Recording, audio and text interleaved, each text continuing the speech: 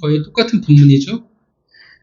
이 15장의 시작은 뭐로 시작이 되어졌냐면 사무엘의 죽음으로 본문이 시작이 되었었습니다. 이 죽음이 다윗을 매우 힘들게 했었습니다. 그러니까 거기다가 먹고 사는 문제가 걸렸고요.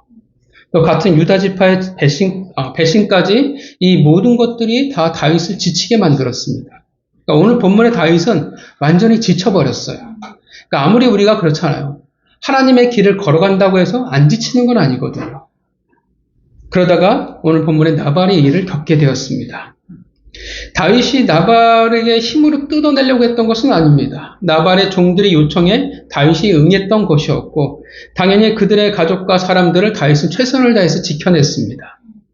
이제 당연히 그 모든 수고의 대가를 받으려고 하는 순간 나발에게 모욕을 당하게 됩니다.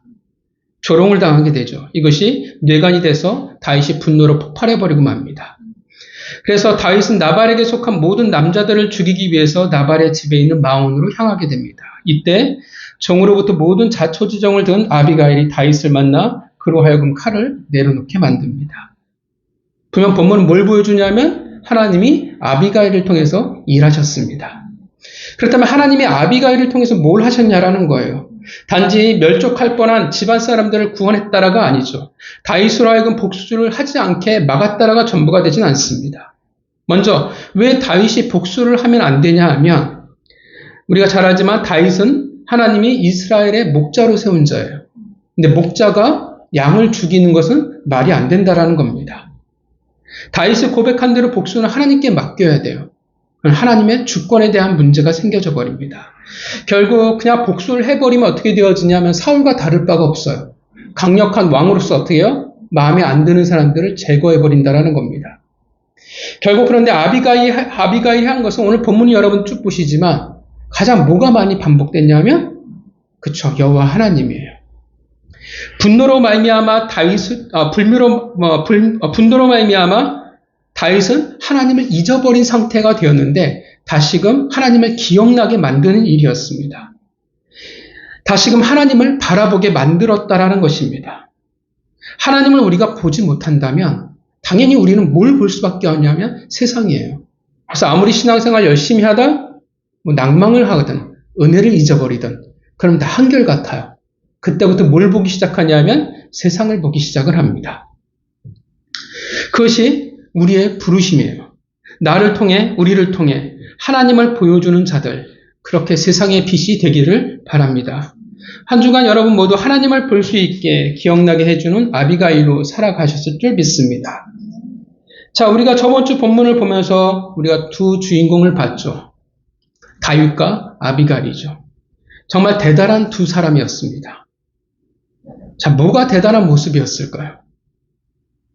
먼저 다윗은 분명 본문에서 분노로 미쳐버린 모습을 보여줬습니다. 폭발해버렸죠.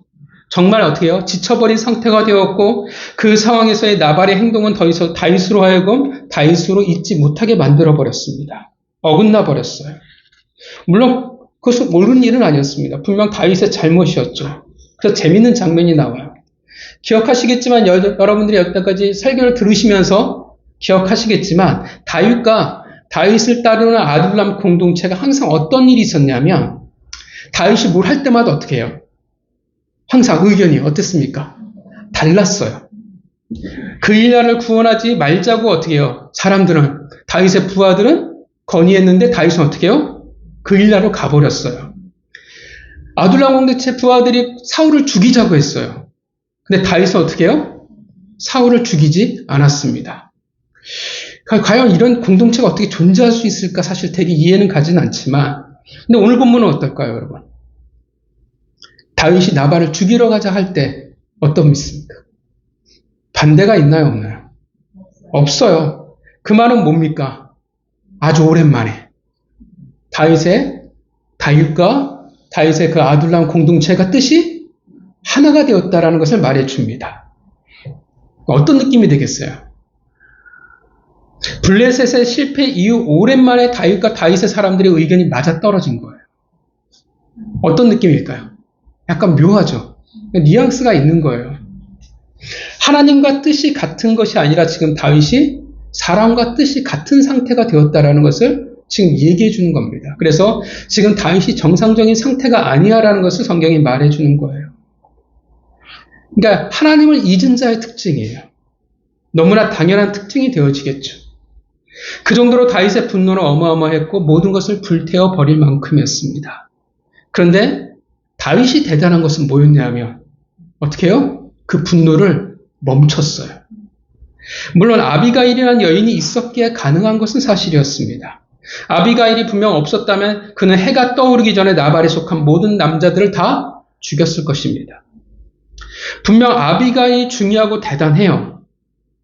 그러나 또한 대단한 건 뭐냐면 분노를 멈췄다는 것이 대단합니다. 우리가 경험들이 있잖아요. 눈이 돌아버릴 정도로 분노해본 경험들이 있으십니까? 네, 많지는 않으시네요.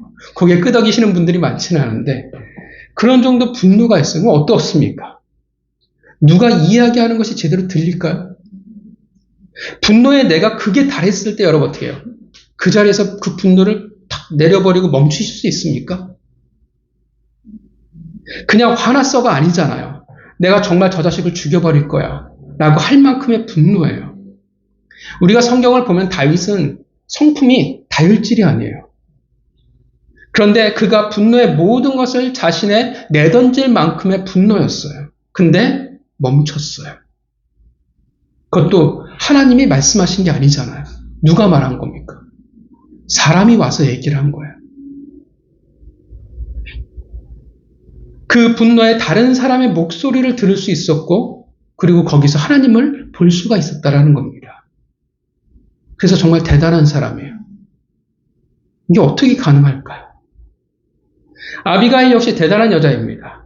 그 당시 활동에 여인이기 때문에 많은 제약이 있었을 텐데 또 나발을 볼 때 나발이 자상하거나 배려가 많은 남편일 거라고는 조금도 생각이 되지 않습니다. 근데 어떻게 그녀는 하나님에 대한 그런 실력을 가지고 있었을 수 있을까요?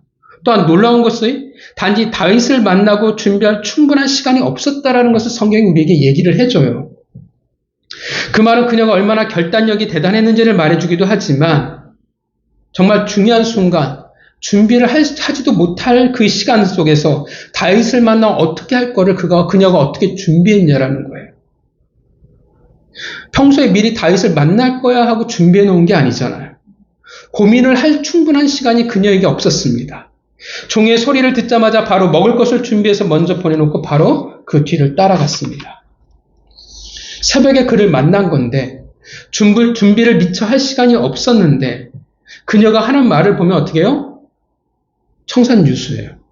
그리고 뭘 가지고 있냐면 다윗에 대한 정확한 이해를 가지고 있었습니다. 또한 그보다 더 대단한 것은 하나님이 앞으로 하실 일에 대한 명확한 믿음을 가지고 있었어요. 그래서 그녀가 한 이야기 중에는 어떤 느낌이냐면 아예 예언처럼 미리 선포되어지는 말들이 있다라는 겁니다. 어떻게 이것이 가능했을까요? 두 사람 다 천재였을까요? 신앙의 천재? 우리가 기억해야 할 것은 성경에 천재는 없습니다. 왜냐하면 천재는 보고 배울 수가 없어요. 왜냐하면 우리가 보통 사람으로서 노력으로 천재를 따라갈 수가 없어요. 그래서 하나님은 천재를 우리의 모델로 두시지 않습니다. 그래서 우리가 잘 보지만 아브라함이 대단한 것 같아 보이지만 우리가 창세기를 보면 아브라함의 굽이굽이 넘어지는 모습도 정말 우리가 많이 보게 돼요. 자, 이 두 사람 모두 어떻게 이렇게 할 수 있었을까? 우리 먼저 아비가일부터 생각해 봅시다. 상식적으로 생각할 때 어떻게 아비가일이 다윗에 대해서 알고 있었을까요? 어떻게 알았을까요? 보면 단지 다윗을 알고 있어가 아니라 하나님의 기름 부으신 자요, 사울 다음에 왕으로 세우실 것이라는 것에 대해서 명확하게 그녀가 알고 있었습니다.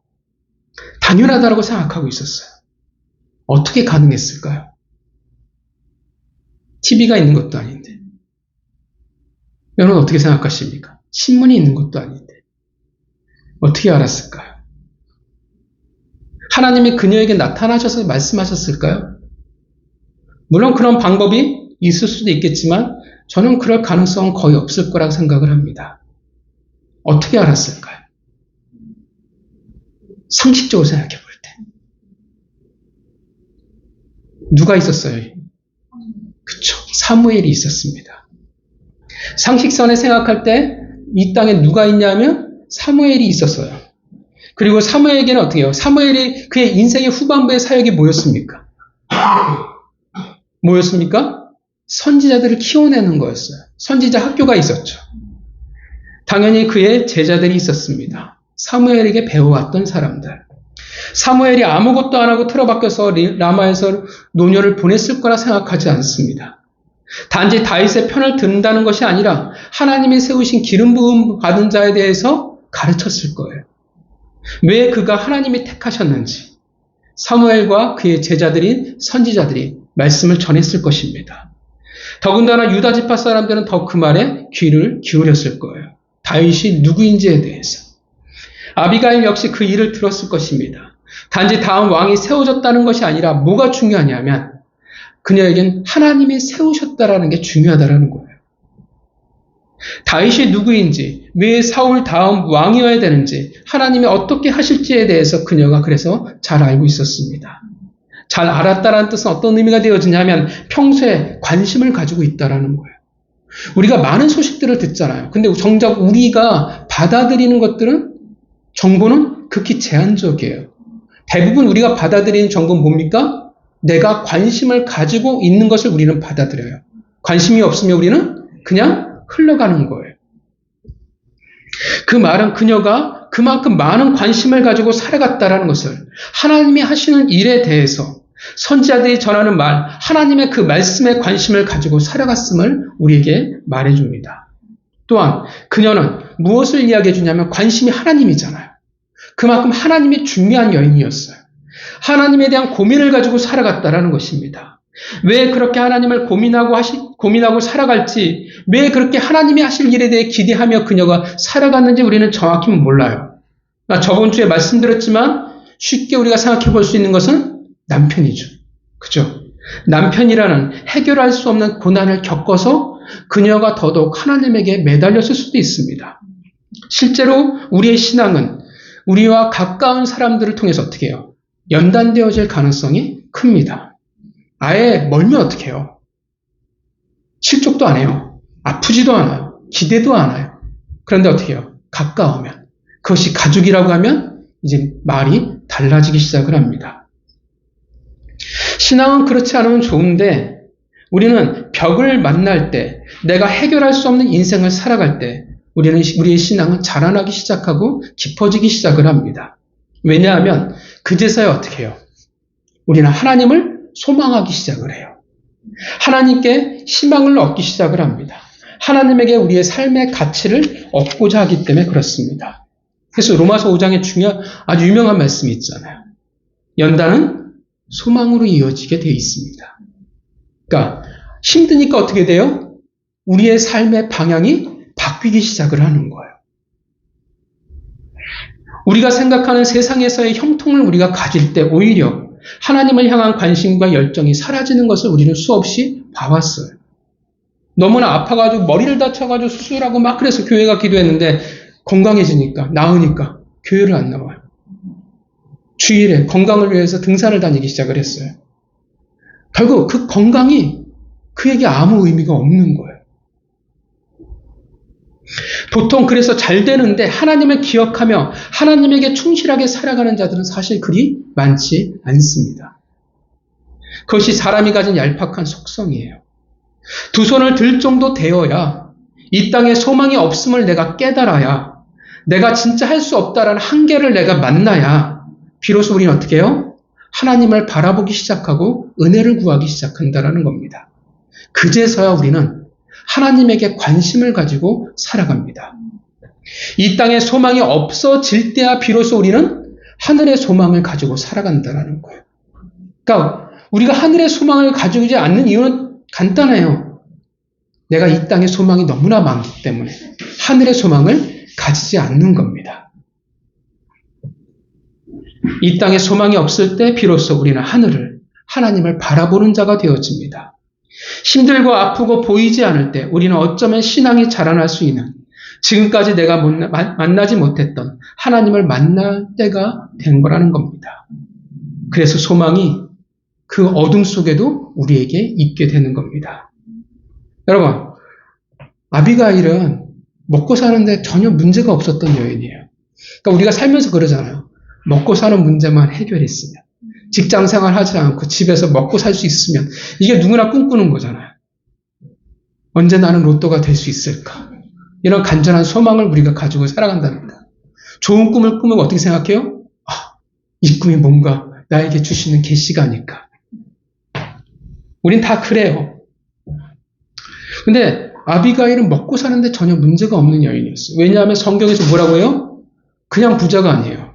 아주 큰 부자라고 말할 만큼의 성공한 집안의 여인이었습니다. 먹고 사는데 전혀 걱정이 없는 사람이었어요. 근데 그녀가 인생에서 해결할 수 없는 단 하나가 있었겠죠? 남편 나발이었습니다. 두 사람을 표현하는 거 보면 성경은 극과 극으로 표현해요. 단지 성격 취향을 말하는 게 아니라 한 명은 어떤 느낌이냐면 표현하는 것을 보면 철저히 땅에 속한 사람이라는 것을 말해주고요. 아비가일, 한 명은 그가 그녀를 표현한 걸 보면 철저히 하늘에 속한 사람이라는 것들을 말해줍니다. 그러니까 어떻게 해요? 속겠다라가 다른다라는 것은 어떤 의미냐면 전혀 다른 가치관을 가지고 살아간다라는 거예요. 부부가 왜 싸워요? 가치관이 다를 때 싸우기 시작하는 거예요. 왜냐하면 가치관이 다르면 어떻게 해요? 모든 삶의 습관, 모든 삶의 표현들이 다 달라지기 때문에 그렇습니다. 이 부부가 행복하게 살아갈 수 있을 리는 없다라는 거예요. 왜냐하면 가치관이 다르니까. 이 세상이 전부인 자, 내가 가진 돈이 전부인 나발, 어떻게 아비가일과 같을 수 있겠습니까? 어찌 고통스럽지 않고 힘들지 않을 수 있겠습니까? 물론 아비가일에게 또 다른 연단이 있을 수 있어요. 왜냐하면 애가 없으니까. 그것도 또한 그녀에게 어려움일 수도 있습니다. 적어도 분명한 것은 그 모든 일들을 통해서 아비가일은 하나님에게 집중하며 살아간 여인이라는 겁니다. 어떻게 해요? 하나님에게 촉을 세우고 살아가는 사람이요. 하나님에게 안테나를 세우며 살아가는 여인이었다라는 것입니다. 당연히 하나님을 소망하며 고민하며 살아가는 삶을 살아갈 수밖에 없습니다. 그래서 다윗을 갑작스럽게 만났을 때, 갑자기 만났을 때 그녀는 어떻게 해요? 마치 준비되어진 것처럼 하나님에 대해서 술술 이야기를 하기 시작합니다. 왜 그것이 가능해요? 그가 고민했던 하나님이거든요. 그녀가 만났던 하나님이거든요. 왜 당신을 세웠는지, 반드시 하나님 말씀대로 왕이 될 것이라는 것을 다윗의 입장에서 말해주는 것 같지만 사실은 그녀가 말하고 있는 것은 하나님이에요. 그녀가 하나님을 고민하며 살아갔으니까 하나님에 대해서 이야기한 거예요. 절박하고 최고로 긴장할 수밖에 없는 상황이잖아요. 잘못하면 어떻게 해요? 죽을 수도 있잖아요. 인생의 위기였는데 내가 말 까딱 잘못하면 어떻게 되어져요? 집안이 멸족할 수도 있는 위기였는데 여러분 얼마나 긴장감이 최고조겠어요. 말 한번 잘못하면 모든 게 끝나버리는데 그런데 그 상황에서 우리는 내가 평소에 가진 것이 나올 수밖에 없어요. 그녀는 그녀에게 가장 익숙한 말들을 지금 다윗에게 하고 있는 것입니다. 하나님에 대해서 말하고 있어요. 왜냐하면 그녀는 하나님을 그만큼 생각하고 살아갔기 때문입니다. 다윗도 마찬가지입니다. 다윗은 오늘 본문에 분명 잘못된 선택을 했어요. 모든 것을 불태우는 분노에 휩싸버리고 말았습니다. 그런데 놀라운 것은 멈췄어요. 한 여인의 말을 통해서 다윗은 봤습니다. 하나님을 보고 그리고 깨달았습니다. 내가 뭘 잘못했는지를 깨달았어요. 사실 여러분들 본문을 잘 보면요. 다윗의 문제가 해결된 것은 하나도 없어요. 원래 다윗의 이 문제가 해결되어지려면 어떻게 해결되어지겠습니까? 상식적으로 생각할 때. 어떻게 되어져야 돼요? 나발이 찾아와야죠. 그죠? 그리고 나발이 머리 숙여 잘못했다고 용서를 구해야죠. 근데 나발이 찾아왔습니까? 나발이 찾아온 게 아니에요. 아비가일이 먹을 것을 챙겨가지고 왔어요. 근데 사실 그 정도의 양을 가지고 누구 코에 붙이겠어요? 식량의 문제는 여전히 해결된 게 아무것도 없어요. 그러니까 다윗을 힘들게 했던 문제는 전혀 해결된 게 없어요. 변한 것이 없는 상태예요. 여전히 원수 나발은 잘 먹고 잘 살아요. 여전히 나는 어떻게 해요? 먹고 사는 건 여전히 힘들어요. 그런데 다윗이 멈춰버렸습니다. 왜냐하면 그가 그것이 지금까지 살아온 삶이었기 때문이 그렇습니다. 블레셋 이후에 다윗은 처절하게 살아오고 있습니다. 인생의 가장 힘든 어둠의 시대를 지금 살아가고 있어요. 그런데 잘 기억해보면 하나님의 다윗에게 메시지 혹은 말씀하신 건 어디까지입니까? 모압에서는 선지자 나단을 통해서, 그리고 그일라 거민을 구출할 때는 무엇을 통해서냐면 우림과 둠밈을 통해서요. 그러니까 하나님이 눈앞에 딱 나타나서 다윗아 너 이렇게 하라고 말씀하신 게 없어요. 그러니까 믿음이 없으면 어떻게 해요? 다 알아들을 수 없는 거예요. 정말 수없이 그 이후에 위기의 순간들이 많았잖아요. 그런데 하나님이 너 이렇게 해야 돼, 저렇게 해야 돼 가르치신 게 전혀 없어요. 너 사울을 죽이면 안 돼라고 말한 것도 없어요. 그 말은 어떤 의미입니까? 그 말은 매 순간 다윗이 결정한 것은 어떻게 해요? 다윗이 하나님을 생각하면서 최선을 다해서 고민하고 내린 답인 거예요. 아, 하나님이 이렇게 하길 원하시겠구나. 내가 세상과 다른 방법으로 왕이 되길 원하시겠구나. 아, 사울을 내가 죽이면 그래서 안 되겠구나. 라고 어떻게 해요? 나를 가르치시고 인도하신 하나님을 그가 기억하고 끄집어내면서 고민한 거예요. 하나님의 답을 주신 게 아니라는 것입니다.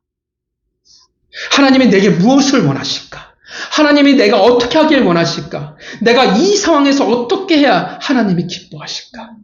하나님이 나를 기름 부으셨는데 그러면 나는 어떻게 행동해야 될까? 그가 고민하며 살아간 거예요. 단지 이 세상 살기 힘들어 정도가 아니라 어떻게 해요? 생명에 왔다 갔다 하는 그 상황에서 그 고민을 하며 살아간 거예요. 하나님이 그래서 무엇을 말씀하셔서 사울을 죽이고 살리고 한 것이 아니라는 것입니다. 다 다윗의 고민이었어요. 여러분, 다윗이 어떻게 기도했을까요? 얼마나 처절하게 기도했을까? 그가 하나님을 신뢰하고 결정을 내렸을 때 그의 마음은 어땠을까요? 우리도 경험해 보잖아요. 인생에 정말 골목이 막다른 길이고 이 선택 하나로 내 인생이 좌지우지 될 것 같을 때 어떠셨습니까? 어떻게 기도하셨어요? 하나님의 뜻이라고 내가 선포하고 이게 결정하지만 그 마음은 어떠하셨습니까? 쉽지 않잖아요. 어려운 순간이었잖아요. 나 하나면 문제가 아닌데 어떻게 해요? 내 가족, 나를 따르는 모든 사람의 생명을 걸고 그렇게 결정한다라는 것이 얼마나 힘들었겠습니까? 그러하기에 다윗이 얼마나 성경에 나오지 않지만 하나님을 처절하게 붙들며 살아갔겠습니까? 얼마나 울면서 하나님에게 매달렸겠습니까? 진짜 고민하며 살아간 거예요. 그의 기도였습니다. 다윗이 그런 삶을 살아간 거예요. 하나님이 무엇을 원하실까 잔뜩 촉각을 세울 수밖에 없다라는 거예요. 쉬운 게 아니에요. 진짜 하나님이 살아계시는 것을 믿는데 그 살아계신 하나님이 진짜 내 앞에 계신 것처럼 고민하며 살아가는 것은 쉽지 않습니다. 이것을 성경에서 뭐라고 표현하냐면 멋진 말로는 동행이라고 표현을 해요. 여러분, 동행이 쉬울까요? 쉽지 않아요. 왜 쉽지 않을까요? 하나님은 우리와 동행하시는데 나와 동행하시는 하나님을 내가 인지를 못하거든요. 하나님 뭔가 내게 음성을 들려주셨어 이 문제가 아니에요. 내가 인생에 어떤 갈림길과 인생의 결정이 있고 어떤 일들이 닥칠 때 우리는 보통 하나님을 잘 떠올리지 않아요. 특히나 뭐가 있냐면 타당함이라는 게 생길 때, 이건 너무나 당연할 때 우리는 이 문제를 하나님께 물어보지 않아요. 하나님, 너무나 당연한데 하나님은 어떻게 생각하십니까? 제가 어떻게 하길 원하십니까? 우리는 묻지 않아요. 당연하면 그냥 우리는 결정해버립니다.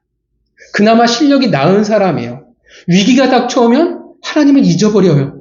그리고 맨 첫 번 반응이 뭐냐면 이 문제를 어떻게 할까 내가 먼저 머리부터 굴리기 시작을 해요.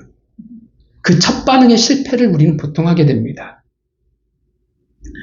우리는 보통 인지조차 잘 못하고 우리는 스스로 결정하며 살아갈 가능성이 큽니다. 타당할 때, 감정에 우리는 크게 달할 때 우리는 하나님을 잘 놓고 고민하지 않습니다.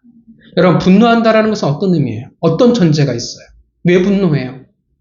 내가 억울하기 때문에 분노한 거예요. 내가 너무나 타당하니까 분노한 거예요. 당연할 때 우리는 하나님을 고민하지 않고 선택하기 쉽습니다. 다윗은 정말 하나님을 고민하며 살아갔어요. 하루하루 그 치열한 사울과의 그 추격 속에서 그의 공동체를 이끌어가면서 치열하게 하나님을 생각하며 살아간 겁니다.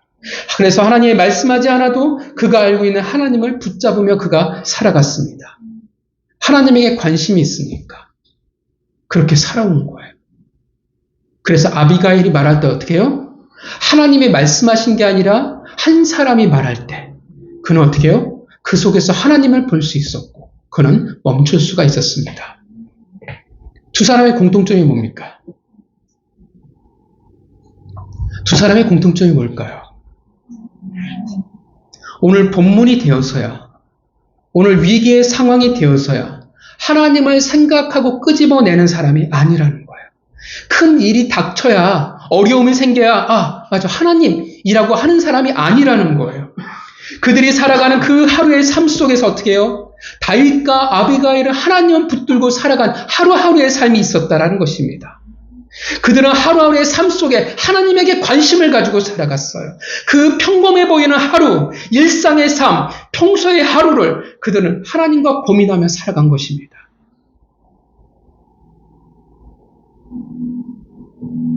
그 평소의 삶 속에 그들은 하나님을 붙잡으며 살아간 사람들이었습니다. 하나님을 다 잊어버리고 어려움의 순간 하나님에게 매달려 기도해야지가 아니라 그 하루하루를 하나님을 기억하며 살아갔다라는 거예요. 그랬더니 위기의 순간에 그 절박한 순간에 어떻게 해요? 그 삶이 지금 드러나는 거예요. 그들이 어떤 삶을 살아갔는지를 지금 보여주고 있는 것입니다. 두 사람 다 어떤 삶을 살아갔습니까? 다 하나님이었어요. 그것이 두 사람의 신앙이었고 실력이었습니다. 하루를 살아간 그 삶, 평소 나에게 주어진 그 하루가 그들의 실력이었습니다. 어떻게 하루를 살아갔느냐? 어떻게 우리가 평소의 삶을 살아가느냐? 그 삶이 진짜예요. 그리고 그 삶이 실력입니다. 내가 막 하나님께 기도받아서 예언한다는 게 실력이 아니에요. 가끔 은사 받아서 막 통역해주고 병 고치시는 분들이 계시는데 그걸 실력이라고 말하지 않아요. 그건 은사가 가진 힘이에요. 그래서 삶을 개판으로 살아가도 어떻게 해요? 은사를 통해서 일해요, 하나님이. 왜냐하면 그 은사가 가진 힘이 있기 때문에 그래요. 칼은 어떻게 돼요? 애가 가져도 칼은 칼이에요. 그 칼이 가진 힘이 있어요. 그래서 은사를 받고 개판인 사람이 너무나 많아요. 그럼에도 불구하고 그 사람을 통해서 하나님이 일하신 것은 그 사람의 실력이 아니에요. 근데 멍청한 것은 그게 자기 실력이라고 생각하는 멍청한 사람들이 있다는 거죠. 그것을 신앙의 실력이라고 말하지 않습니다. 그것을 믿음이라고 말하지 않아요. 믿음이라는 것은 벼락치기를 말하지 않아요. 하루하루를 살아간 그 삶을 말하는 겁니다. 우리도 공부할 때 그러잖아요. 벼락치기 잘해서 공부 시험 잘 본 거를 우리는 실력이라고 말하지 않습니다. 벼락치기는 실력이 되지 않아요. 그건 이벤트죠, 그냥. 진짜 공부 잘하는 애들은 어떻게 해요? 다 여러분 공부 잘하셨죠? 어떻게 공부하셨어요? 그죠? 꾸준히, 역시. 공부 역시 잘하신 분들은 다르네요. 진짜 실력이 있는 사람은 평소에 살아간 사람들이에요. 그리고 그 사람들은 위기의 순간에 혹은 결정적인 그 하나님의 시간에 그 실력이 빛나게 마련인 것입니다. 다 그래요. 평소에 해야 돼요. 대화도 어떻게 해요? 평소 대화 아는 사람은 대화를 할 줄 모릅니다. 그렇잖아요. 사랑이라는 표현도 그러잖아요. 사랑이라는 표현을 잘 안 해본 사람은 어떻게 해요? 평소에 알아본 사람은 끝까지 잘 못해요. 그래서 훈련이 필요할 만큼 잘 안 되더라고요. 그러니까 어느 날 갑자기 잘 되는 거는 없습니다. 감사도 어떻게 해요? 평소에 감사할 줄 아는 사람이 감사할 수 있는 거예요. 감사할 줄 모르는 사람은 아무리 하나님께서 은혜를 주셔도 어떻게 해요? 감사할 수 있어요? 없습니다. 우리가 공부가 그렇게 되길 바라지만 하나님의 머리를 똑똑하게 갑자기 만들어주셔서 우리가 공부를 잘하길 바라고 내가 잠언을 열심히 읽어서 머리가 좋아지길 바라지만 어때요? 우리가 다 경험해왔잖아요. 내 IQ는 여전히 똑같습니다. 평소에 그 삶, 그 하루를 살아가는 것이 쉽지가 않아요. 왜냐하면 왜 힘들어요? 보이지가 않으니까. 평범하니까. 저희가 처음 이제 성경을 공부하기 시작한 게 대학원 한 3학년 때, 30대 중반이에요. 그때 이제 PBS를 우리 전도사님이 한숨을 쉬시는데, 이제 성경 공부하기 막 열심히 하고 계시거든요. 그때 이제 물어봤어요. 지금 이 성경 공부하는 게 어느 정도 돼야 실력이 될까요? 라고 물어봤을 때 뭐라고 말씀하셨냐면 10년쯤 공부해야만 너희들 아마 실력이 될걸? 라고 말씀하신 거예요. 그 말을 듣고 30대 중반이잖아요. 10년이 지나면 40대 중반? 그럼 내가 담임 목회를 할 수도 있을 텐데 그때쯤 10년을 공부해야 그게 실력이 된다고 하면 과연 이것을 내가 공부할 수 있을까? 10년을 내가 꾸준히 이것을 해나갈 수 있을까? 이 작업을 내가 할까?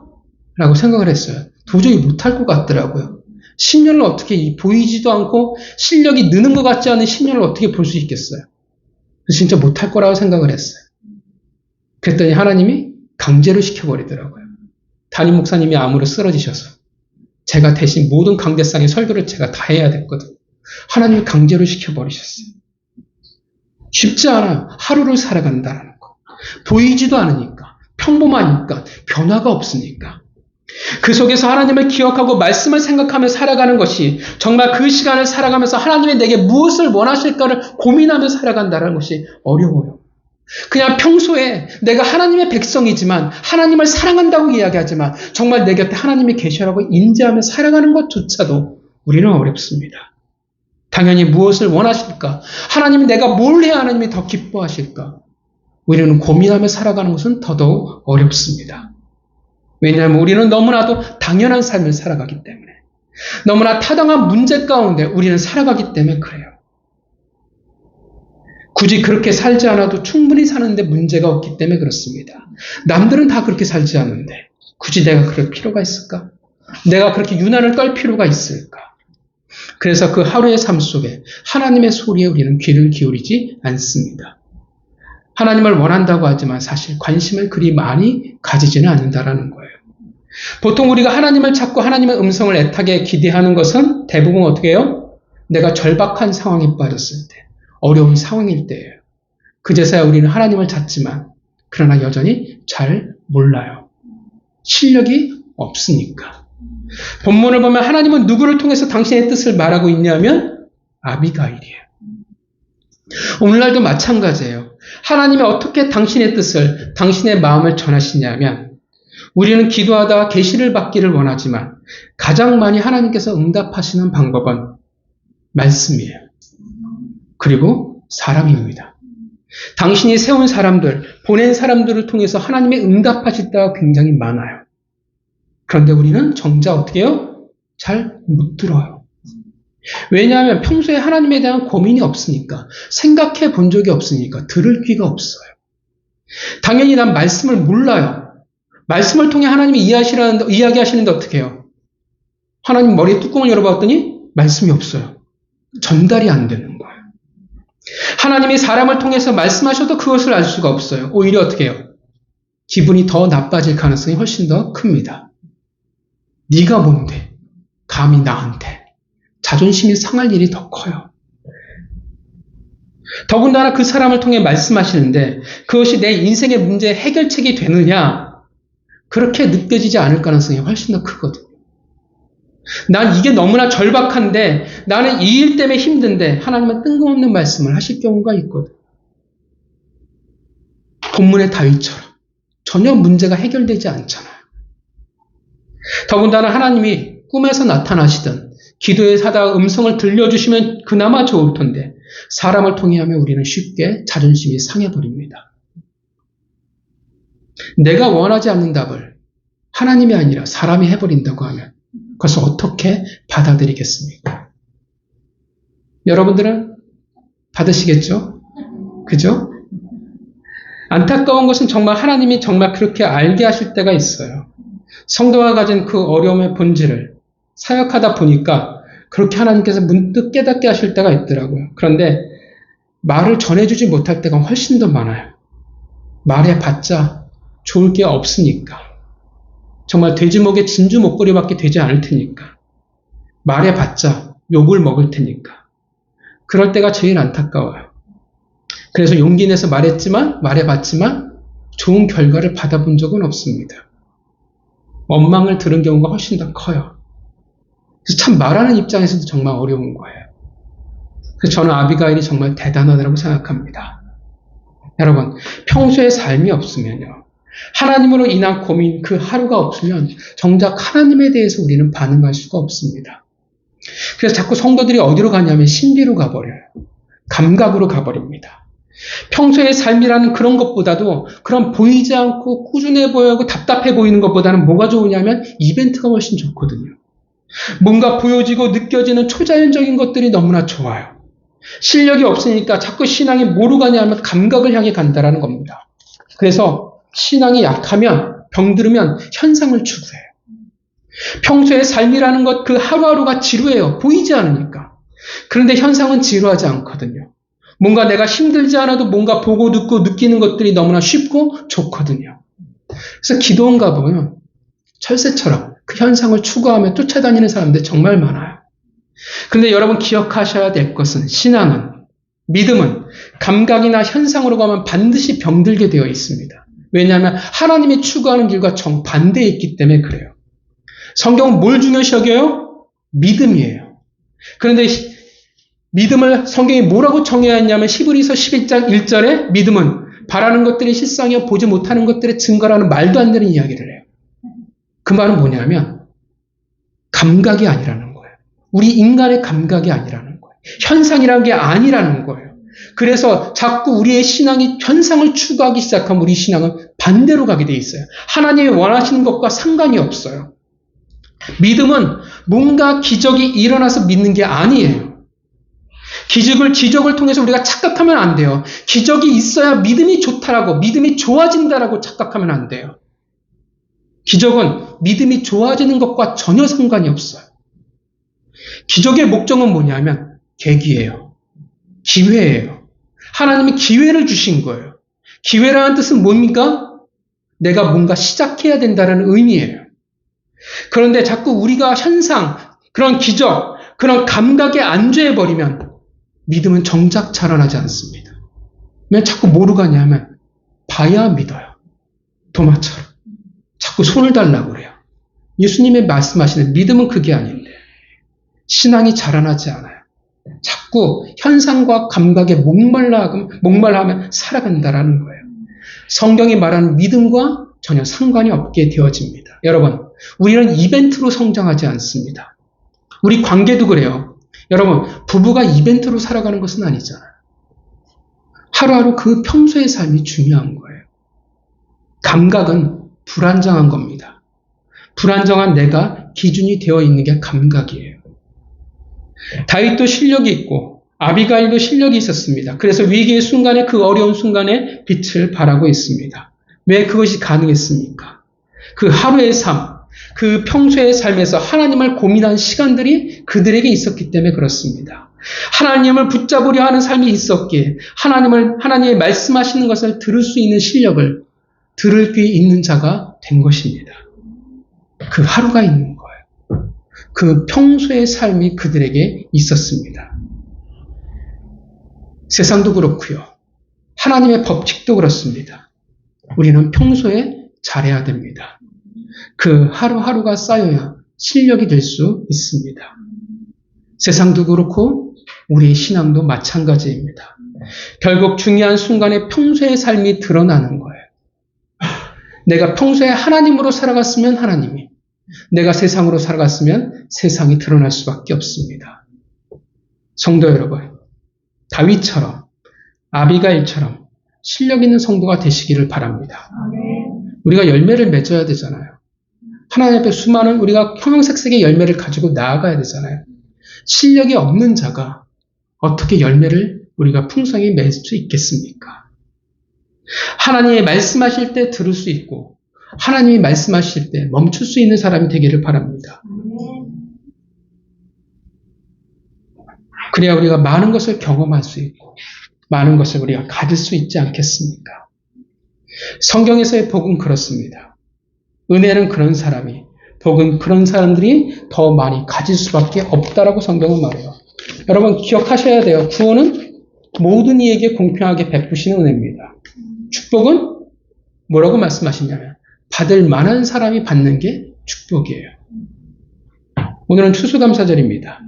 아무리 하나님의 많은 은혜를 주시고 우리에게 선물을 주시고 열매를 주셔도 우리에게 실력이 없으면 그것은 아무 의미가 없습니다. 우리에겐 각양각색의 과일이 각양각색의 은혜가 있습니다. 그 은혜를 소유할 수 있었으면 좋겠습니다. 말해도 듣지 못하고 줘도 먹지 못하는 그런 어리석은 자가 되지 않기를 바랍니다. 하루하루 그 평소의 삶이 진짜 우리의 실력이 되기를 바랍니다. 다윗처럼, 아비가일처럼 여러분이 한 주간 정말 하나님을 고민하시는 그 하루를 살아가시기를, 그러하게 하나님의 풍성한 은혜를 누리시는 그 주인이 되시기를 주님의 이름으로 축원합니다. 같이 기도할까요?